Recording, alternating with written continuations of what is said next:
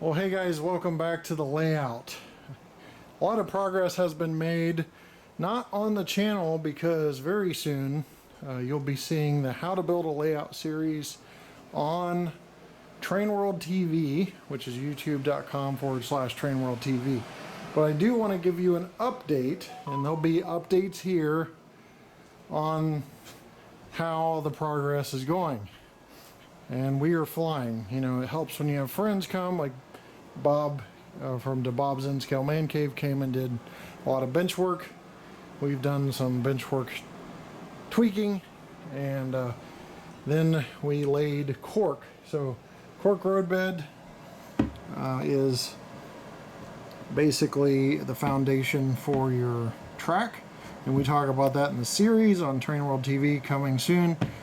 But we lay that, we nail that down, we've done double main line of that, and then after that's done we start laying track, and we've done so much track laying already the hands are a little blistery. But see these drop bridges here, these are already wired up. I've got re-railers here, I may take them out, but right now without protection from a derailment I don't want stuff to go flying. I'll probably put plexiglass or something along here, but we have double re-rail protection over here for a bit. But this is all wired up, and this is a double main line going from here all the way through here down to here. So that's all wired up, double main. And then we've done a complete single loop of track. Still has to be wired up for some districts, but this loop goes all the way around, minus the bridge of course, because I've got to build up some foam base there. But this loop goes all the way around the layout, and that is completely nailed down. Feeders connected. Now track feeders are what you use to deliver power from your bus, which is a main which we're using a 12 gauge wire, but they deliver it to different areas of the track. And one thing I've learned in this process is feeders is what you need to get the signal from one side to the other on a larger layout. Well, I thought it was boosters. Boosters are really to give you more amperage for your layout. And speaking of amperage, this time we're changing things up. I wasn't 100% satisfied with MRC.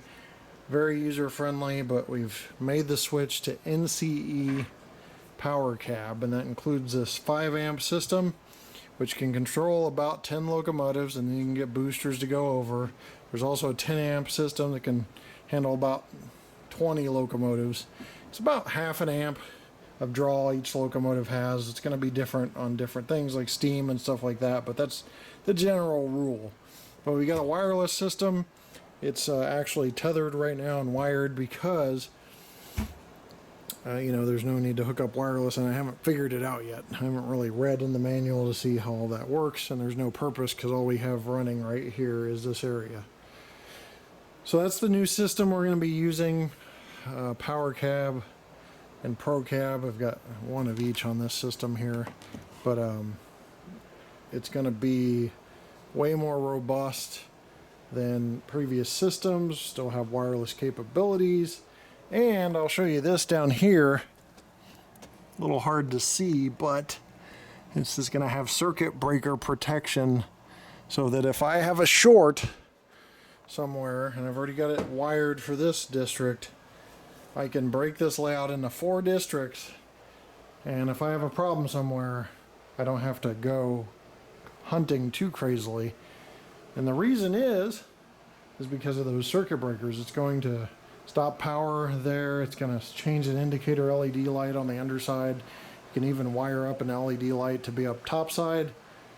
But I did have that problem with my last layout, and I vowed never to have it again. It ended up being in the roundhouse, but it took me forever to figure out where the short was occurring. Luckily, it was just weeks before I tore it down. And just so you know, it has been almost 2 years. December of 2019. That's how long it's taken me to find a house, move, retire from the military, get all that paperwork done to get out of the military, and get down here, find a house, buy the house, get the bench work, close on the house, all that.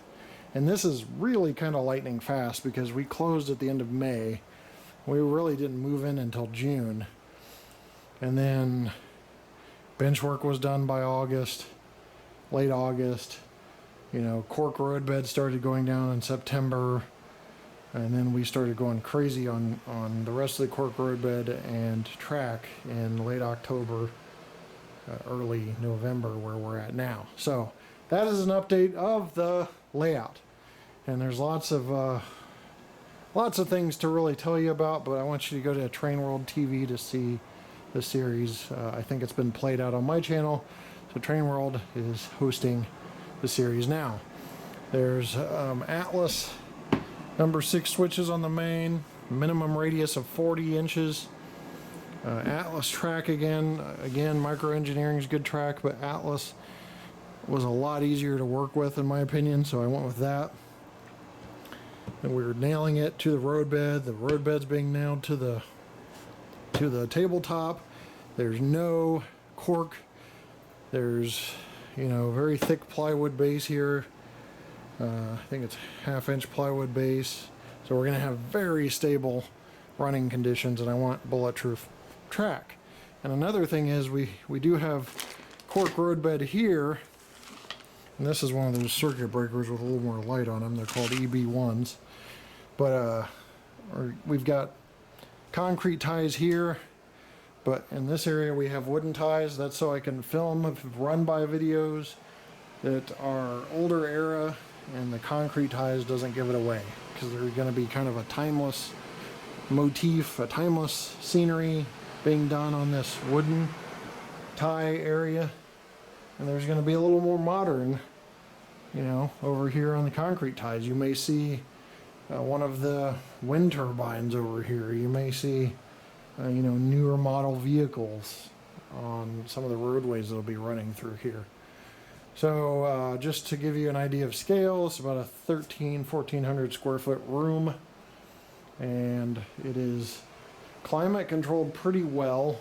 We average between 67, I think it's been down to 66 even when it's 30 degrees outside, and the highest I've seen it is like 73 in the summer. So got about a 6-degree temperature difference. I'm keeping the humidity in check with 2 dehumidifiers. One's kind of jury rigged up here right now, but I'll get that taken care of later. And then there's a dehumidifier down here, and that keeps the humidity within a few points of each other too, and that will help limit how the track expands and contracts. Wood expands, contracts, or has any warpage or anything. It's limiting all that, even though we have a garage door here. It's doing a really good job. A little drafty by the garage door, but I've sealed all that off pretty well. You can't see daylight under there. You can on the corners and little tiny spots. This is a roundhouse area. This will have a roundhouse, a car shop. It's going to be a very a nice layout. And just so you have, see if I can pull up a view of this on my phone, but it's going to have a lot of yard as well. So there's going to be a huge yard going down here, and then you see the peninsula down where that drill is.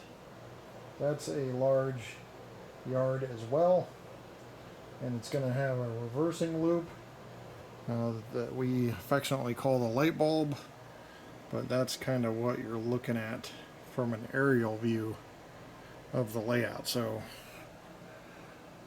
this this area to the right is that bridge right there.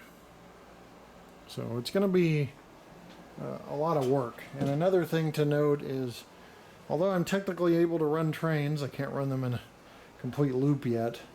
This layout is going to be a slow process, because when I was in the military, I wanted to rapidly build that layout because you could move anytime and you got to tear it all down. You can't enjoy it. This one, I want really detailed scenes. I want really good, solid track work, and so we're going to make sure that it's done right. And not only that, but we're going to make sure that it's operations based. So there's going to be industry. You see some of the switches going in. A lot of these are double crossovers, but we're going to have yards, auto rack yard for kind of a Volkswagen auto loading scene, and some other industries we're going to pepper in here. So it's going to be a little bit of operations based too. There's going to be an industry area back on this side. I haven't decided if it's going to be an industry area here or a puzzle switching setup. I forget what they call it. John Allen's time saver, I believe it is. We'll go through here. So, you know, it's all I really need. 150 feet of main line on just one track. So that's going to be plenty to pull regular prototypical length trains without chasing their tail. Matter of fact, a prototypical length train will take up about half of this, unless it's over 100 cars in auto racks. Then you're looking about over 3/4 of this track will be taken up with that. But overall, it won't be chasing its tail, and they'll be switching and stuff, and it won't just be going around in circles. So lots of improvement. I'm happy with it. And the other thing to remember is this is just phase one. So this is 1,300 square feet, but over eventually on an expansion, we're talking after my kids grow up and move out, fingers crossed they move out, there'll be switches going here under the stairs. We're punching a hole through the wall, and there's going to be another 1,700 or 1,800 square feet of track. So just a massive layout that we're only in phase one of, that will kind of live in phase one of for several years to come, and then we'll move to phase two. So I plan to have this, I'd like a 2 or 3 year goal to have this completely done. But as the saying goes, the layout's really never done. And, once you get the expansion, it's going to be even longer than that. So well, that's it, guys. Hopefully you enjoy the kind of update here. There's lots to see and do on this layout, so I think I'll be having a good time. This engine just came in from Athearn. So this is the Pro Cab here.